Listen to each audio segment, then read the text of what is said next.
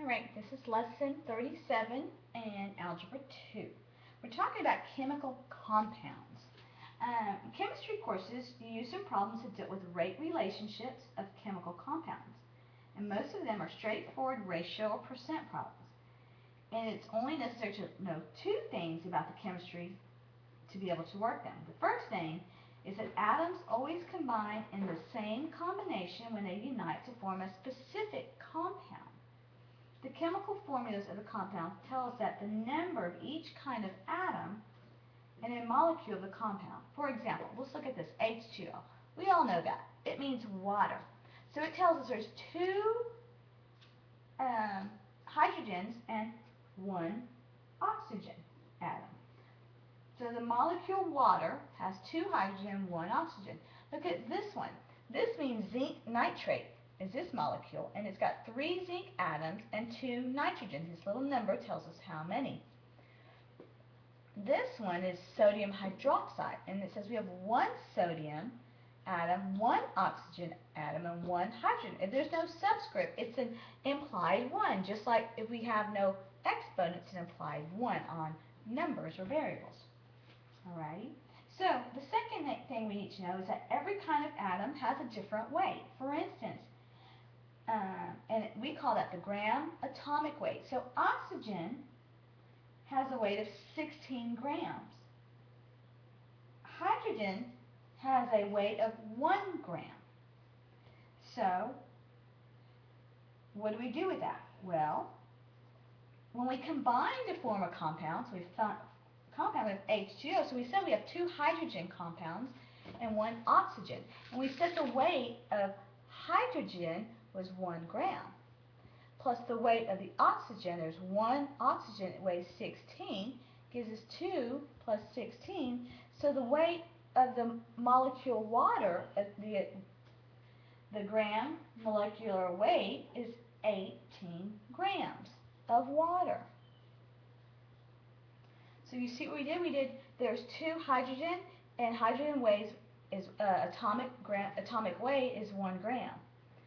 And the oxygen's atomic weight is 16. So then we do 2 times 1 plus 1 times 16, which gives us a total of 18. So water has a molecular weight of 18 grams. Now, we can also use ratio. So in this, I'm going to erase this and leave the oxygen. So we can do hydrogen to oxygen, which is 2 to 16. We can do, because we have hydrogen is 2, oxygen is 1, total is 3, or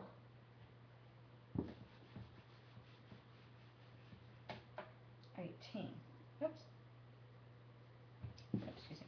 So hydrogen to oxygen is 2 to 16.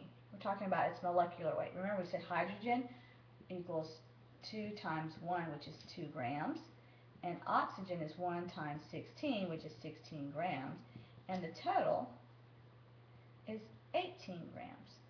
Okay, and we can also do, so we get hydrogen to oxygen, hydrogen to total, which gives us 2 to 18, and we can do oxygen to total, O to T, which is 16 to 18. So we can use proportions here. So it says the chemical symbol for oxygen is the letter O, which can be confused with the number 0. So pay careful attention when you have an O instead of a 0. A lot of times, so just be careful with that. Okay, so now, if they tell us,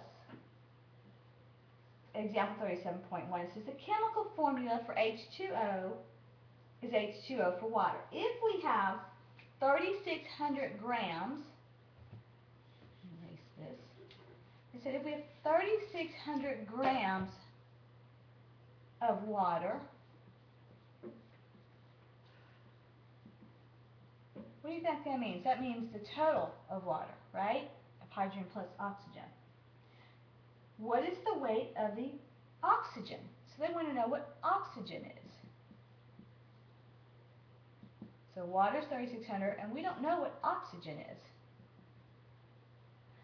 So we need, isn't this considered total?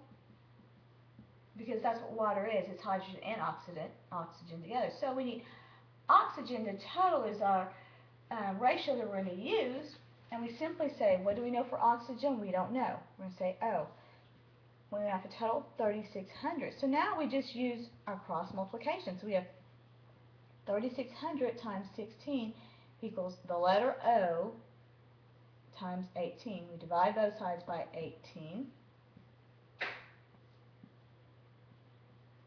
which is 3,200 grams of oxygen. Okay, so let's look at another example. Okay, that doesn't make sense. Well, again, you got to put down what you've been given and then see what they're asking. So let's look at example 37.3. So the formula for ammonia chloride is NH4Cl. This means that in one molecule of ammonia chloride, there is one atom of nitrogen and 4 atoms of hydrogen and 1 atom of chlorine. How many grams of chlorine are there in 1,060 grams of ammonia chloride? So they said, so we've got N is equal to 1 times its weight, H equals to 4 times its weight, and chloride equals to 1 times its weight. And in parentheses they say nitrogen's weight is 14 grams. And hydrogen's weight is 1, and chloride is 35. So we get 14, 4, and 35. So that's what we know. And the total is 53. Okay. Now they want to know how many grams of chlorine. So we want to know chlorine are there in 1,060 grams of ammonia chloride. So total ammonia chloride, that's what they mean. So they say ammonia chloride, that means the total. It means all of them together equal ammonia chloride. So what do we need here? So we can go back and say, all right, cover the first one and do H to Cl. Cover the second one, N to Cl. Oh, we've got 4 now to deal with. So you can see you can have this long process. N to this, N to that, N to that. H to this, H to that, C to this. So you can have options N to H, N to Cl, N to total, H to Cl, H to total, and Cl to total.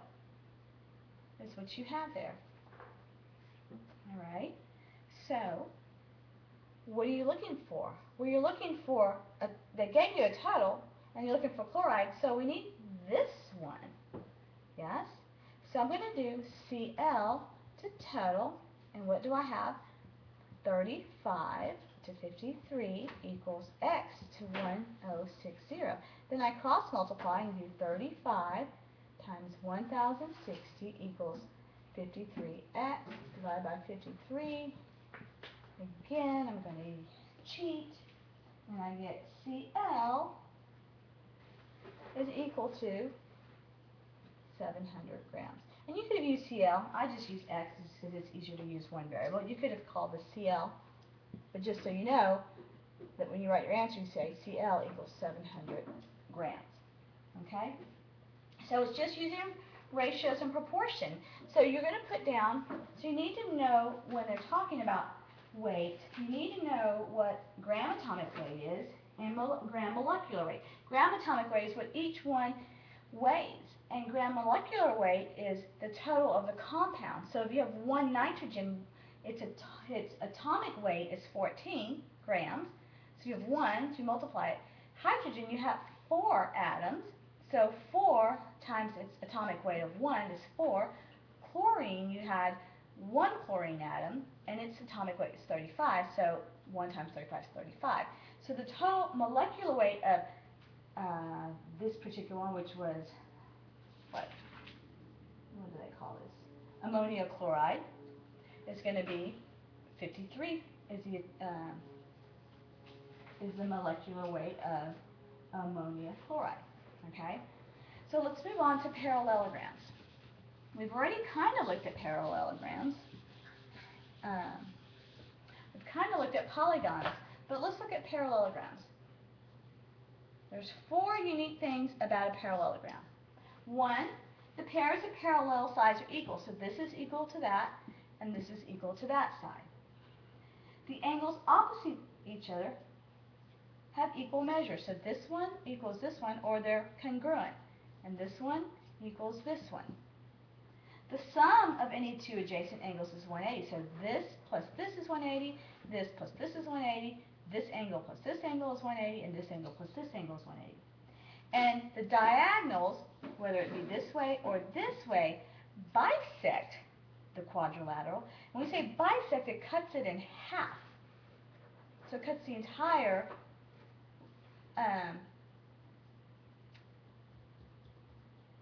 parallelogram in half, which means that these 2 triangles are congruent. So if we look at this congruent, we can prove properties 1 and 2. So we bisect it, and we said A, B, C, D, 1, 2, 2, 1. So the angles, so we can prove that the sides are parallel or equal, and opposite angles are equal as well. Okay, so we draw a diagonal line. So by doing that and noting the 2 triangles formed are congruent, so these 2 triangles are congruent. The angles marked 2 have equal measure. Okay, this actually 2 has equal measures because they are all alternate interior angles, because you have 2 parallel lines here and you've got to bisect, right, a transversal line. So it says these 2 are equal and these 2 are equal, and together they're supplementary, so together they have to equal 180 degrees. And if we know that these 2 angles are equal, or these 2 angles are equal, then this side, because the side opposite, is also congruent to that side. Likewise, this is congruent to that side. And we said if we know the sum of 2, we know if 2, because our other theorem or rules, properties, if we know angles 1 and 2 are equal on both these congruent triangles, then the third angle has to be equal and the third sides have to be equal or congruent. Okay? So we say triangles, so side A, so angles AC must be equal because of that. Therefore, the scale factor is 1 because they're equal. So we say AAA, so all 3 sides are equal and all 3 angles are equal. When we write the statement of concurrency, we have to write it in order. So we can say triangle DAB is congruent to triangle BCD. So DAB is congruent to BCD. Likewise, we can say AB is congruent to DC. And CPCT, all that means, if you're wondering, means corresponding parts of congruent triangles are congruent. So this proves that the pairs of opposite sides in a parallelogram have equal sides. Because when we bisect it with a transversal line, we're able to prove that the angles are equal, which means the third ones, which means all the sides are equal. Okay? So an equilateral can be divided into what? 2 triangles. Thus, the measures equal 360. So we said 2x plus 2y has to equal to 360. So if we have this triangle and we call this, we take all this nonsense out and we call this, let's see, x degrees, y degrees, y degrees. we said 2x plus 2y has to equal to 360. We divide the whole thing by 2, we get x degrees plus y degree equals 180, or x plus y simply equals 180. So this proves that the sum of measures of x and y equal 180. So that's another way to prove the supplementary, if they're supplementary, without using the transversal line. We will prove the diagonals of the parallelogram bisect each other later on in lesson 39. So let's look at example 37.4. So how do we use this? Okay, they said A, B, C, D is a parallelogram, and measure B, A, D is 65 degrees. Find measure ADC and measure DCB and find X and Y. So we have a parallelogram. And they said, I'm attempt to draw this. This is B, C, D, A, and this is 4, and this is 7, and this is Y plus 7, and this is X plus 2. And they're talking about the sides here. And they told us that BAD, so this is 65 degrees.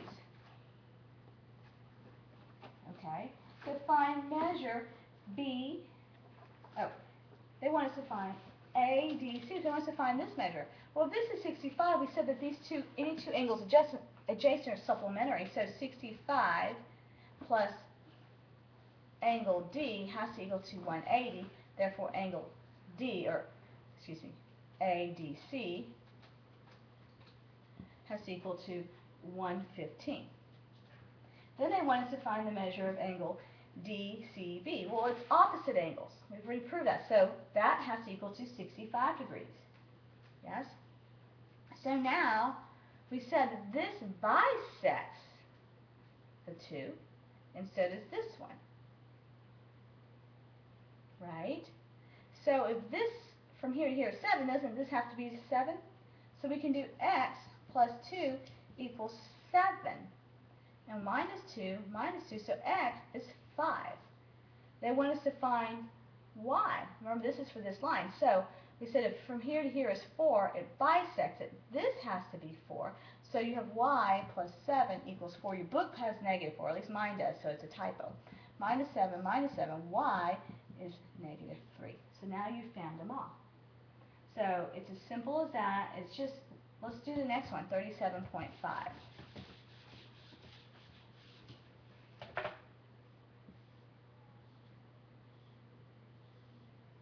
So you have A, B, C, D. You have 10x plus 50, and it's all in degrees. This is 5x plus 10 degrees, and this is y plus 10 degrees. Okay, it says it's a parallelogram. Find x and y. Well, don't I know that these two together have to equal 180 because they're supplementary, so they have the same variable, so I can do 10x plus 50 plus 5x plus 10 has to equal to 180. Combine my like terms. Minus 60, 15x equals 130 divided by 15, x equals, this is the wrong, oh, this is 120. Huh.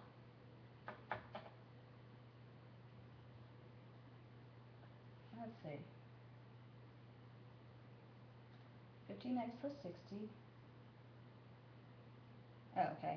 So it's 120, which equals to 8. X equals 8. Okay, so now I know what x is, so I can put that in here and do 5 times x, or 5 times 2 plus 10 plus y plus 10 has to equal to 180. So that's 10 plus 10 plus y plus 10 equals 180. Or I get y plus 30 equals 180, and I subtract 30. Y equals 100. Oops. Oh, I forgot about that 50 here.